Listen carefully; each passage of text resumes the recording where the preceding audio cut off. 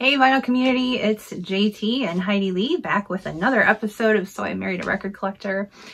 We missed last week, sorry about that, or the week before, whatever it is, but we're back on track, sort of, maybe a day late, but we're here. Day late and a dollar short. More than a dollar. Life happens. Yeah.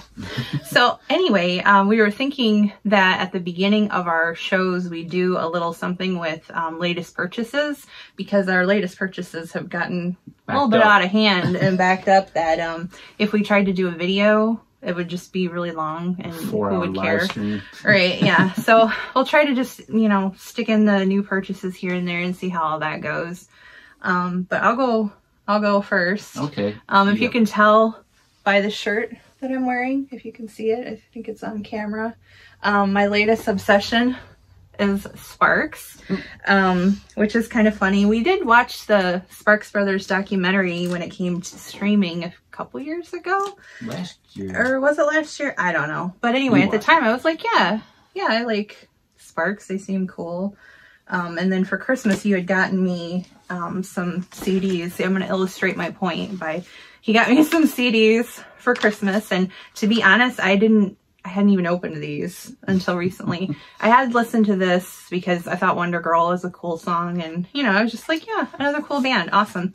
But as I'm going through all the vinyl I purchased while I was not feeling well in an effort to try to make me feel better, I should have listened to it then, but I'm listening to it now when I can actually be more receptive of it. And I listened to this, their first album, which I had bought on Record Store Day last year, I think. And again, hadn't listened to it. But I listened to it and suddenly something clicked. I don't know what it is, but I am obsessed with Sparks now.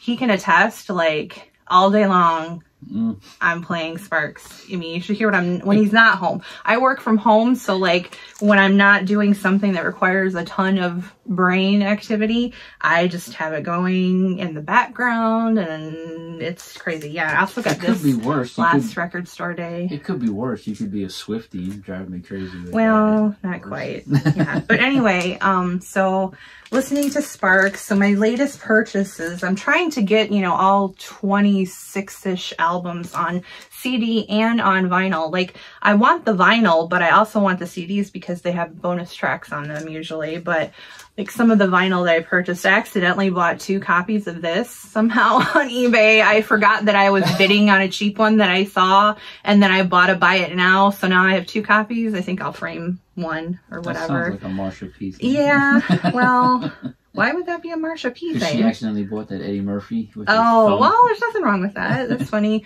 You know, pulling rabbits out of a hat. Their latest one, which is really good. The Girl's Crying in Her Latte.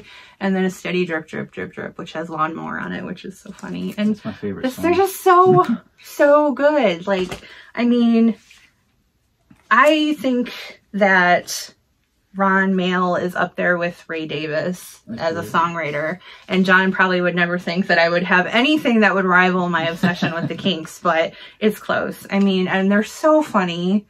And Russell's a total, you know, babe. So, you know.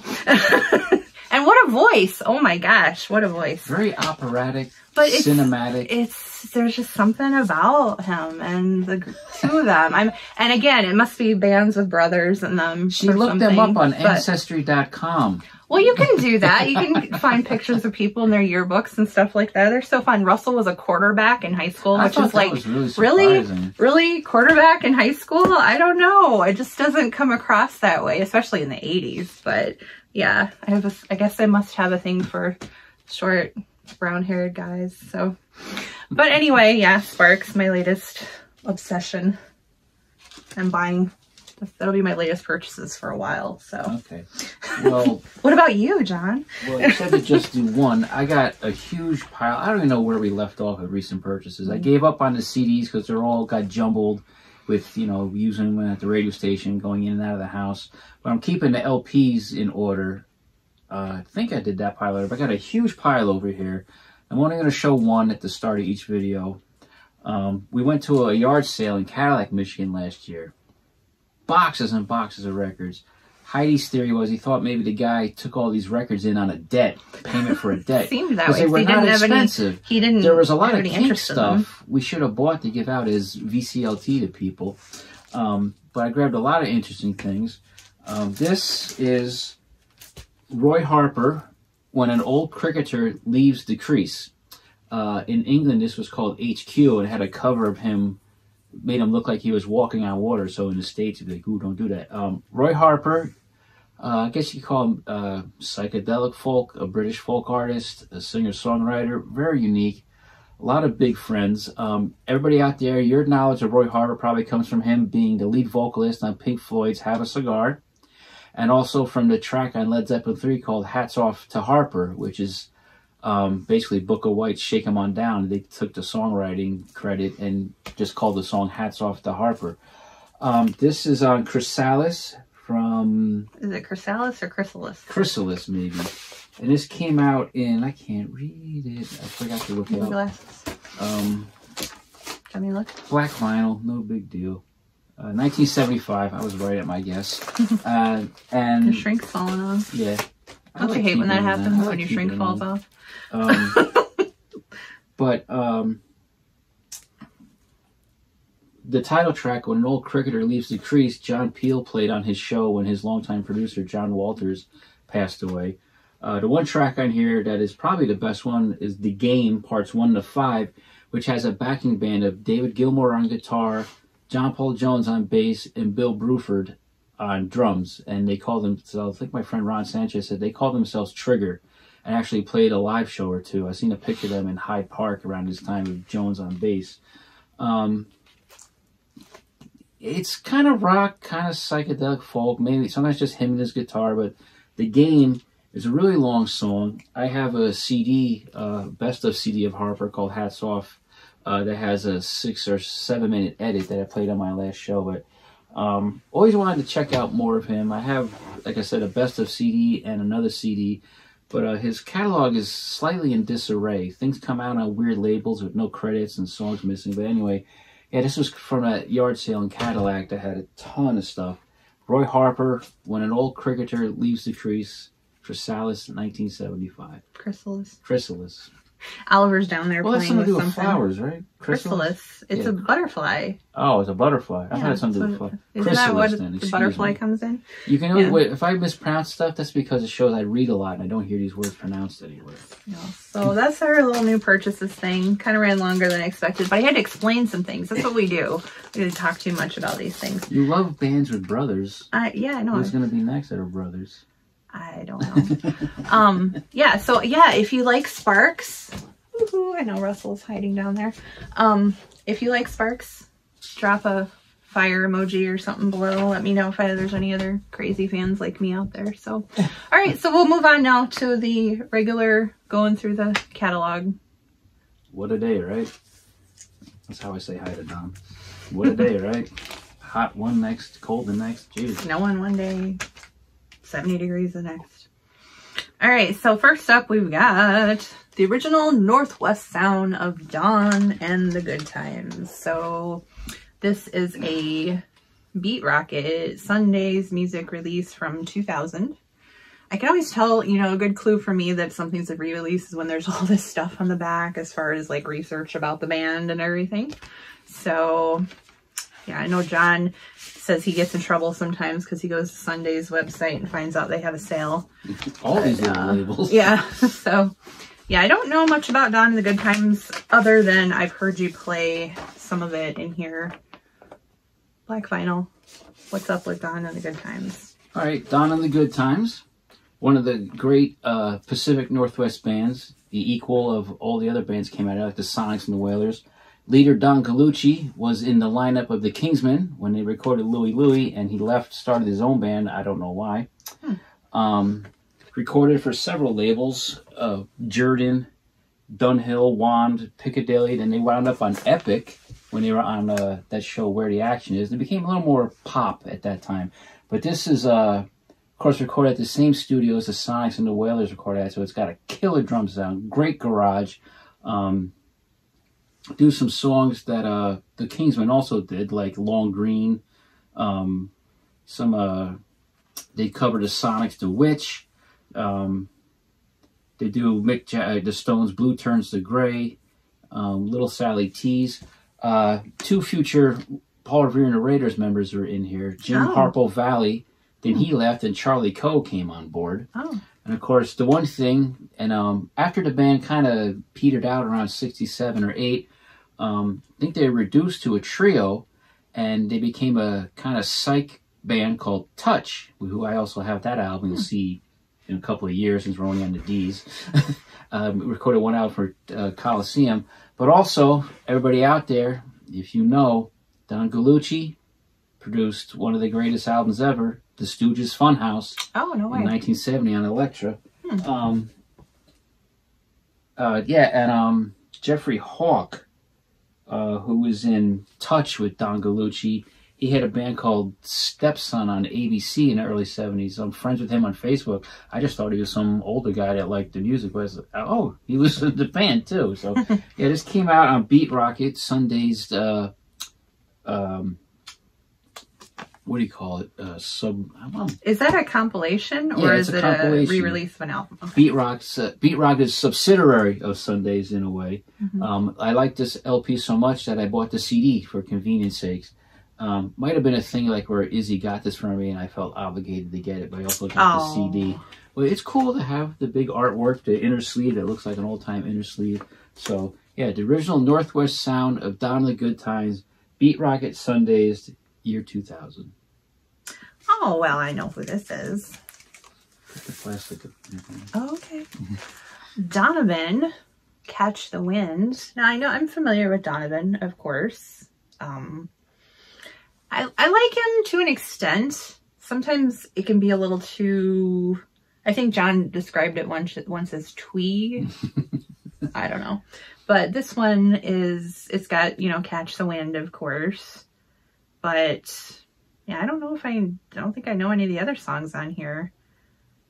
So Donovan, to me, of course, he gets the comparison of like the British Bob Dylan kind of a situation, or Scottish. Is he Scottish? British, I think. He's Scottish. Yeah. And this looks like an original, eh? Eh? On Hickory Records? My turn? Yeah. Okay. This is... If I'm not talking, you can talk. Okay. You gotta prompt me. I thought you had something more to say. And over to you, John. Donovan, Catch the Wind on Hickory Records, 1965. His United States debut. In Britain, this had a title of What's Been Did and What's Been Hid. And as Heidi Lee said, this is his more folk period, where he was kind of, like she said, a British or Scottish Bob Dylan. Not my favorite Donovan era. I prefer his psychedelic folk stuff. Although, like she said, and he does get a bit twee, wet noodle, but I dig him. Wet noodle. I bought this completely on impulse way back in 1990 at Vintage Vinyl. I was walking past the used vinyl section. Oddly enough, all the years I shopped there, I rarely went in the used vinyl section.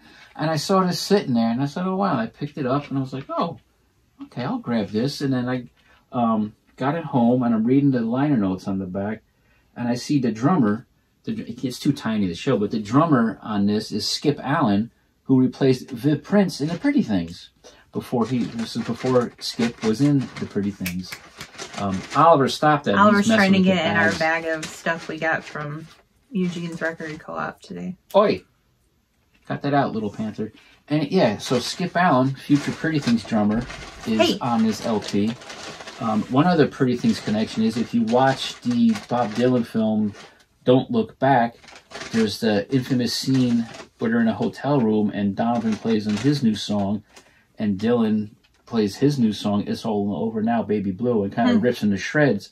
But in the hotel scenes, you got to look close and quickly, but in the background amongst the people hanging out, besides Alan Price and the Animals, you see Brian Pendleton and the Pretty Things in there.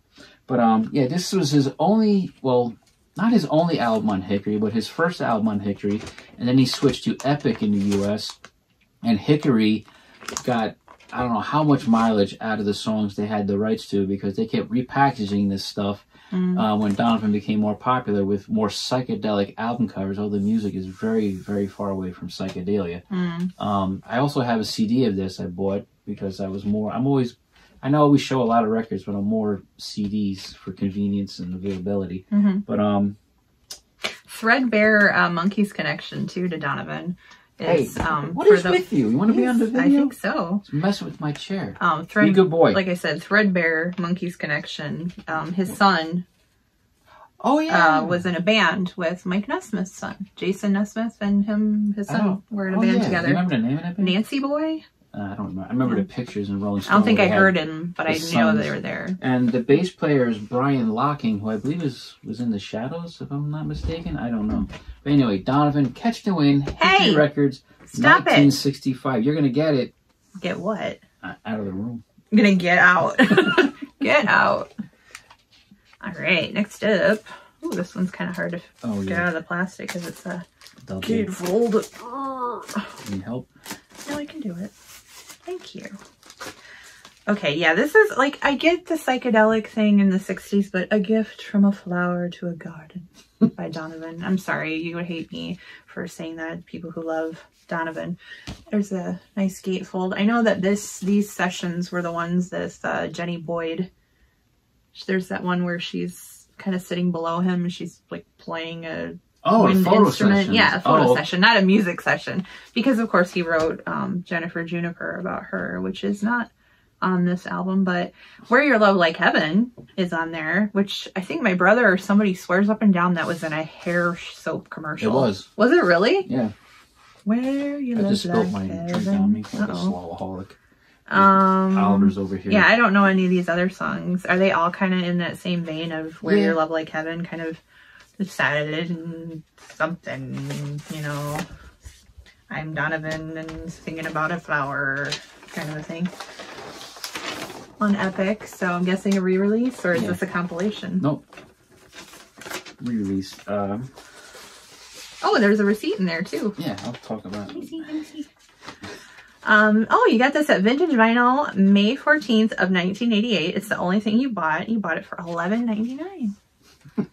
There's that for all you nerdy receipt lovers like me. I just think that's fun. Yeah. Anyway, as she said, this is Donovan, A Gift from a Flower to a Garden, 1967 on Epic. This album was released 3 ways in 1967. First, as a box set with a bunch of inserts with drawings and the lyrics. I've never really I've seen the box. We had it at the store, but it was always like crushed. I've never seen a super minty one.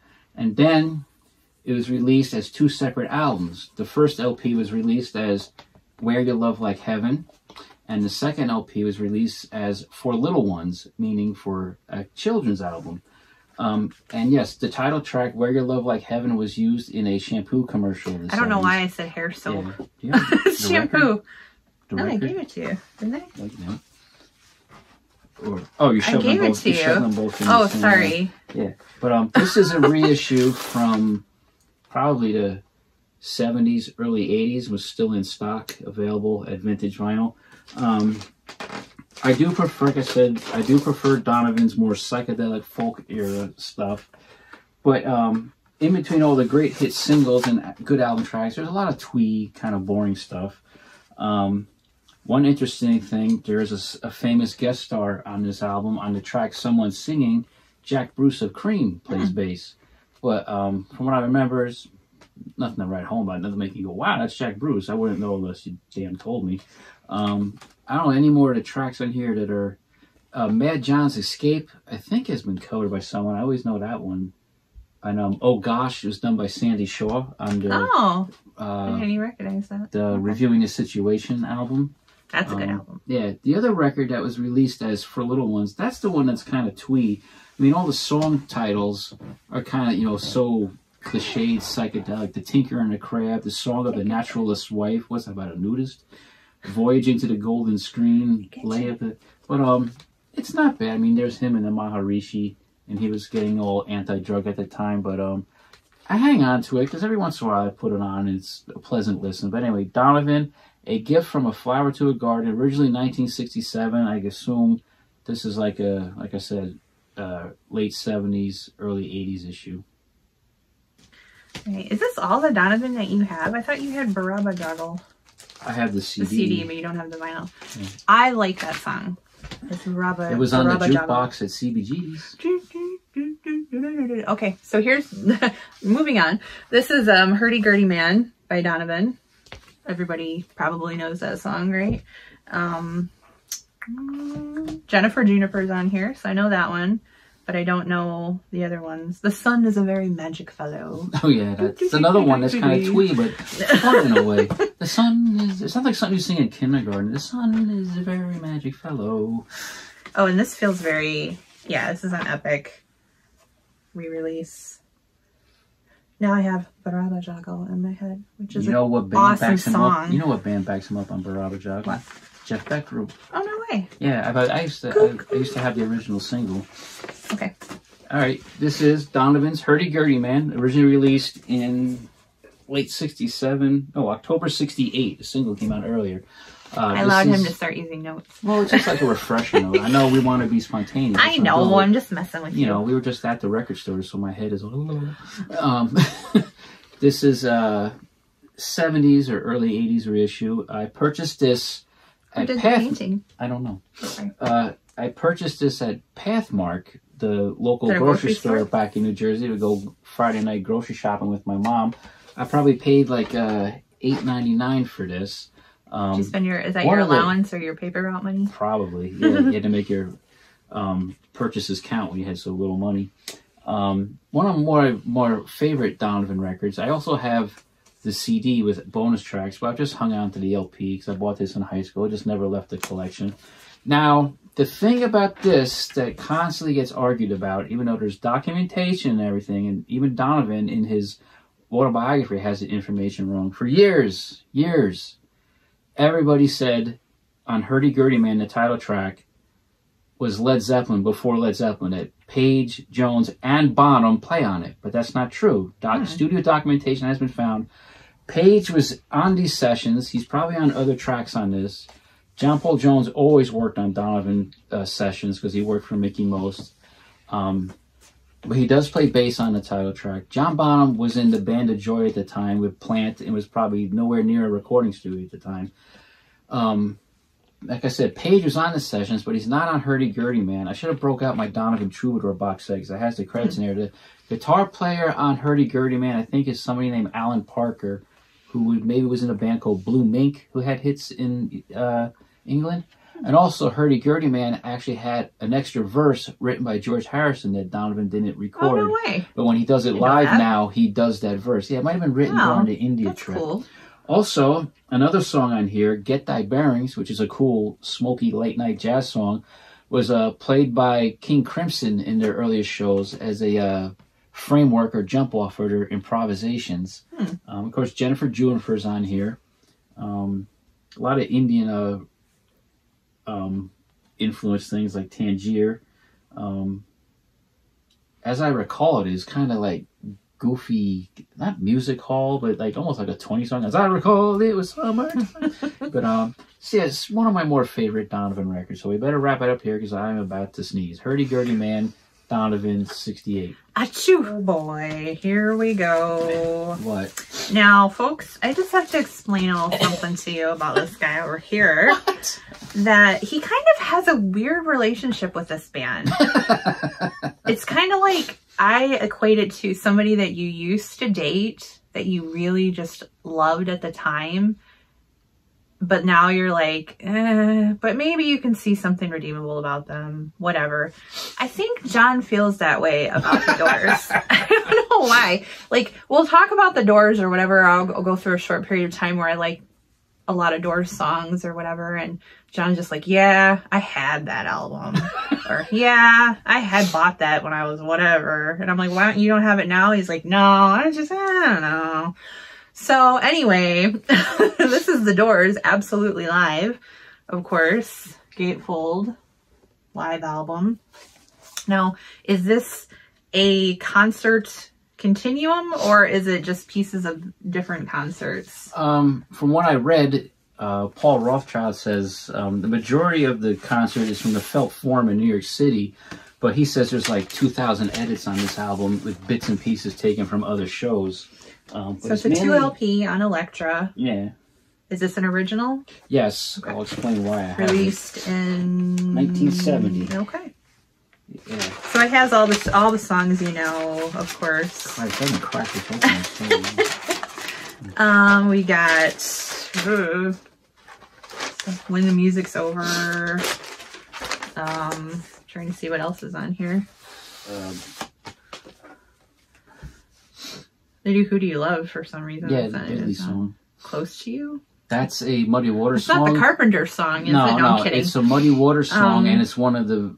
Break On Through. One of the two... The Celebration. Close to You is a Muddy Waters song that is one of, like, the two songs the Doors recorded, Ray Manzarek doing the vocal. Soul Kitchen, 5 to 1. Okay, yeah. So it's not like a hits thing at all. I mean, you know, besides Break On Through, that's like the biggest song on here, I would think. I can't remember if they do it here. But anyway, this is The Doors, Absolutely Live, released 1970 on Epic Records. They wanted to do a live record. Now, there's something about this record that Jim Morrison was extremely unhappy with. He wanted it to be just a simple picture of the band like that, but Elektra wanted the young, handsome teen idol Jim Morrison on the cover and pasted this earlier photo of him in there. Oh, I didn't realize that. Because by that time, Wasn't he like hairy? By this time, he was bigger and bearded and singing more bluesy. Okay. See, I purchased this at the Princeton Record Exchange back in like 1991 because there weren't. This was not on CD yet, so it was the only way to get it. And this is original pressing, as you saw on the Elektra Butterfly label. Like I said, recorded mainly at the Felt Forum in New York City, 69, 70. But Paul Rothchild said there's a lot of edits for a lot of different shows. I don't know. So do you want to talk about how you feel? But this also has the only full recording of their epic that went unrecorded or unreleased at the time, The Celebration of the Lizard, which is like another long-form epic track of theirs in the vein of The End and When the Music's Over. The only part of that was ever released was the portion called Not to Touch the Earth, I believe. But then finally, Elektra and Warner's put out, I can't reach it, a 2-CD set called The Doors in Concert, which contains this, the Live at the Hollywood Bowl, and the Live She Cried album. Now, my relationship with the Doors, the thing is, like, when you're 13, you discover the Doors, and you think Jim Morrison's so cool and such a rebel, but then you become like Dennis Leary. You're drunk, you're nobody, you're drunk, you're famous, you're drunk, you're dead.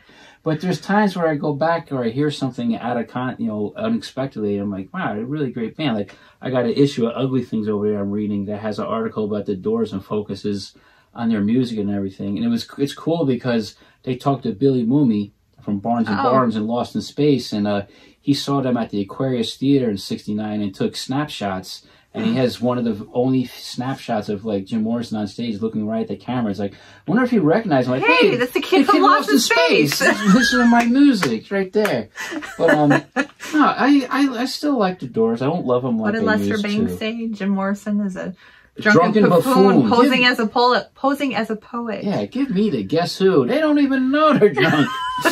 But I don't know if it's been so many of these things released from the Doors archive. I wonder if the Isle of Wight 1970 set has ever been released, because they do a really nice, cool version of Break On Through there. Yeah, I mean, I don't really have an issue with the Doors as far as, like, I guess the songs that everybody knows. You know, I like, LA Woman and Break On Through. There's songs I can live it's just some of it's just like, Well, Riders on the Storm, that's from, that from the Mighty Boosh. Yeah, well, I know that before the Mighty Boosh. I can live without ever hearing, like, Love Her Madly again. I like Love Her Madly. I don't know, I get tired of it. It's Don't You Love Her? Or Touch Me. I like that song. See, I like the hits. And that's all. If I had my own collection, I would just have, like, a greatest hits of the Doors, and I'd be totally be set with it. Two favorite Doors songs right at the top of my head are Wild Child and Peace Frog. I like Peace Frog. Yeah. I know that one. So that's not really like I Looked at You and Break On Through from the debut. Well, we can keep all of them like this.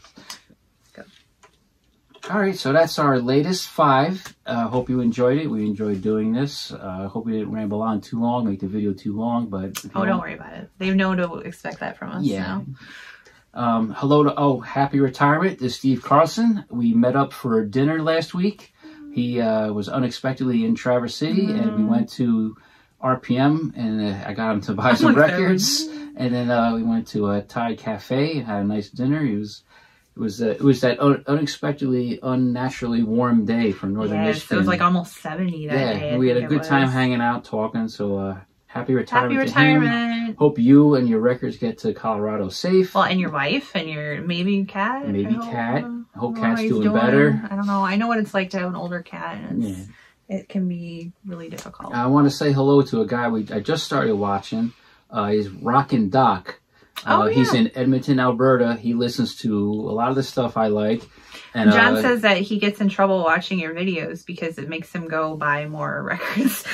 Yeah, well, I ended up buying a single that he showed, and he just shows a lot of stuff. Sometimes it's a little hard to watch a video with a guy who likes the same stuff as me, because I don't know, you're just like, oh yeah, I like that too. So you feel bad not commenting because you don't have anything else to share. You already covered it. But it's just nice to know there's other people out there who like this. So hello to Rockin' Doc. Yeah. I also like that young kid, Soren Vinyl. Oh, the one that, Yeah, he just... Let's see, all of like 15, 16. Yeah, but he's got great taste. Yeah, he's got a video up now I got to watch where he scored all these great late 60s psych albums for $2.50 a piece. Mm-hmm. None of them I need, and I can't say anything more, but it's like, wow, cool. That's really cool. He's reminded me of myself at that age. Yeah. And of course, hello to everybody else who listen to, watch. Don, we watch a lot on our TV in the living room so that we don't often, we don't comment as much, I think, because we're watching it on TV. I remember, I think I saw Robert Fisson say that once, too, that, he doesn't leave a lot of comments. But, like, the intention is there. We watch a lot of vinyl community videos, so keep doing it. Keep, whoever's crying about the community or whatever, it's like, man, whatever. I got other things to do besides worry about that. So now that Steve's moved away, who's going to be the next vinyl community member we might meet? I don't know. I'm thinking. Well, it might be somebody in New Jersey if we're headed out there sometime this summer. Or in Illinois somewhere. Might meet Emma. I gotta go home at some point. I haven't been back for a visit in a really long time. Me neither. I miss my friends. Well, I know you miss your friends too, and your mother. They owe me money. Yeah, everybody owes you money.